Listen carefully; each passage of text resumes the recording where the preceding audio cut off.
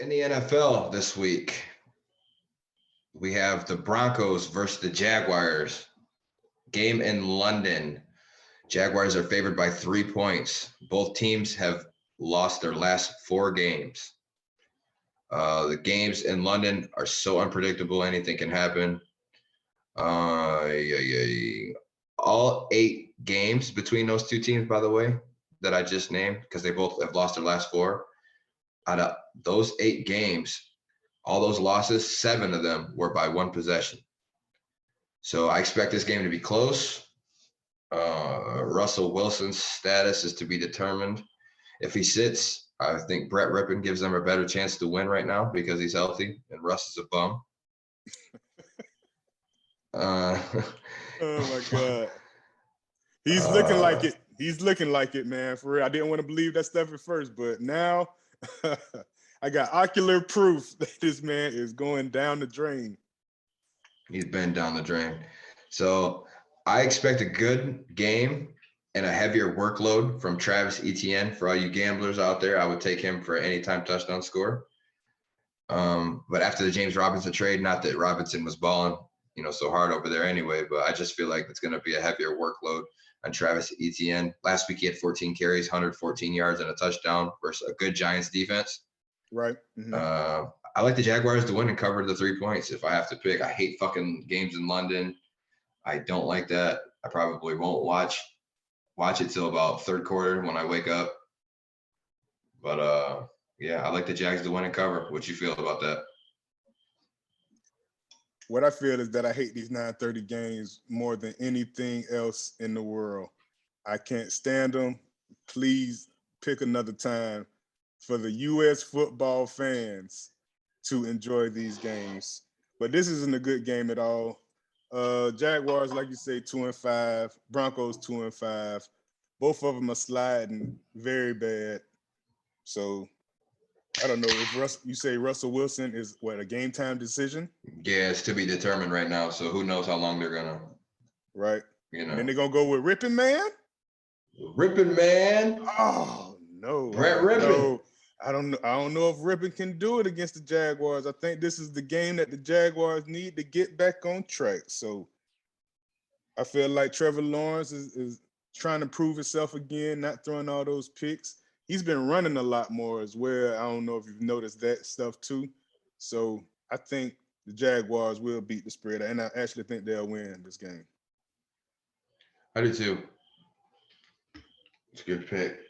Wish it wasn't in London though. I just feel like Nathaniel Hackett, man, is one of the most horrible coaches it is, though. A lot of that is the blame on the head coach.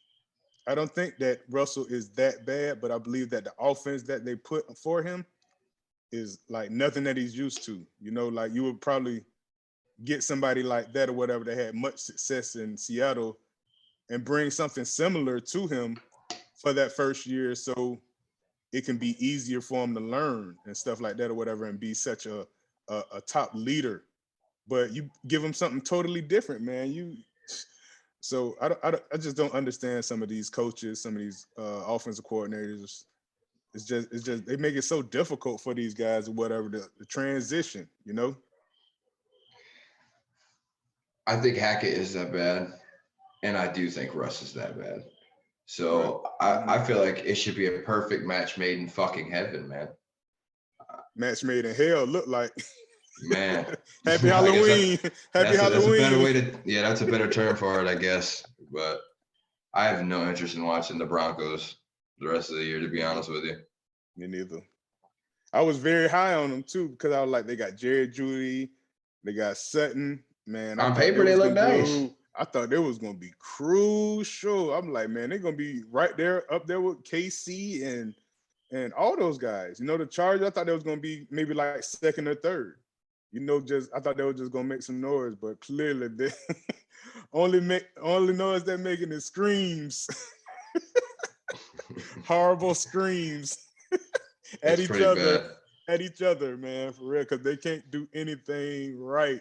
Offense, defense look kind of nice because they have a lot of low scoring games, so it's not really the defense, but it's It's just the offense, man. Can't put up many points, man. You can't do that. You can't do that in the NFL at all. You got to at least put up. Your offense got to at least put up consistently 24 to 27 points a game to even be like even in a game. All these 12-point games, 9-point game, bro. Y'all is sleep for real right now. But that's just my opinion. Yeah, it's not gonna get you far. I can tell you that much. What other game in the NFL you got for me? I also have the Dolphins versus the Lions. Oh goddamn! Oh my goodness, yeah. So we got the Lions, Jesus man. Christ. Jared God. Goff is really looking awful. He started strong, but now he's just looking like a shell of himself. Lions defense is giving up some of the most points in the league. They're probably bottom 30, Jesus. 32. And God. you got Tua back. Tua looked strong. He was going head on with guys or whatever against the Steelers. Like he doesn't care. He just had 2 concussions back to back or whatever. He's still going head first with linebackers. So he's crazy as hell for real. So I don't know what the hell's wrong with him. But the Dolphins offense, man, is looking really good with Waddle and with Tyreek Hill. They are on pace to score the most points by dual receivers since Isaac Bruce and Torrey Holt back in the 2000 Rams. So Lions are not stopping anything. I think this is going to be a blowout. I think this is going to be a landslide, maybe even 25 points. So I have the Dolphins for this game. Do you enjoy doing this to me? I love it. You're an asshole. You know that? Hey man, take it on the chin. Check your chin up. Check your chin up. So you got the Dolphins covering the 4-point spread, obviously. Obviously. Don't you? All right. Don't you? Favored by 4 after losing 3 straight games. The Dolphins have starting. Remember, it started versus the Bengals when Tua got hurt that game. You know, they lost that game and they lost the 2 after that where he was out. Right. Last week when Tua finally came back, they won 16-10 versus Pittsburgh. Tua was 21 of 35, 261 yards, a touchdown, no pick. He'll keep doing his thing if he stays healthy. Dude, Tua's a good quarterback. He's not great. He's good. He will win you games. He's got an arm on him. He can throw it. Right. Mm-hmm. He's not scared. He's not scared to throw it neither because you got 2 receivers out there that can. No, he's not scared to thread the needle. No, he's not. Right. The problem with Tua is he always tries to do too much, more times than not. Instead of, you never see him just throw the ball away. It's like live to fight for another day. So, well, where do I start with the Lions? My God, we don't have enough time on this tonight. They lost their last 4. They have the worst defense statistically in the fucking league. And last week it was crazy because the defense actually played decent enough to win, allowing Dallas 24 points. And then the offense decides it wants to take a shit and only score 6 points. The Lions offensively have scored 6 points in their last 2 weeks. 6 last week and 0 the fucking week before. To the Patriots. St. Brown came back from injury last week and played for like maybe a drive or 2. And then he took a little ass shot to the head and then they were evaluating for concussion and a brain injury or whatever. I don't know really what's going on with these motherfuckers, dude. Swift's been out. He's never healthy. I love DeAndre Swift, but he's never fucking healthy. Right. It's so frustrating being a Lions fan. When it rains, it pours. Your defense finally plays good last week and your offense scores 6 points. Jared Goff throws 2 or 3 picks, whatever the case was. I mean, now he's looking bad. It's like you can't catch a break. Amon-Ra St. Brown, your top receiver, one of your main threats on offense, and Swift, your top threat on offense, your running back, both injured for the better part of this season.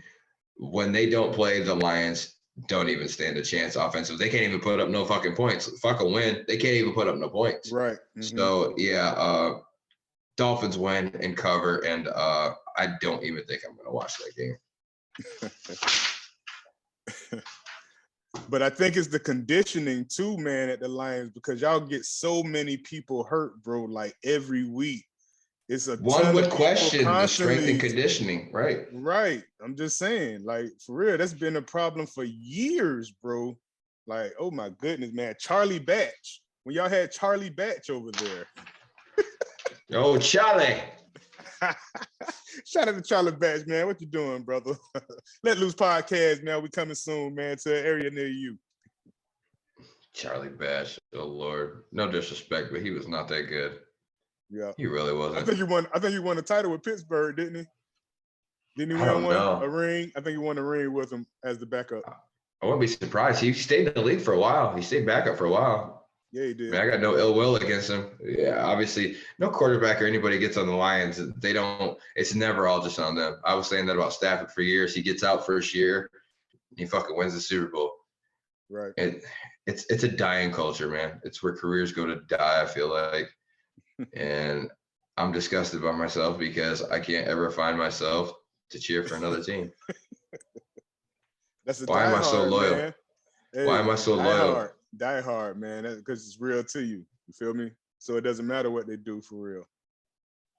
Good Lord. God help us all.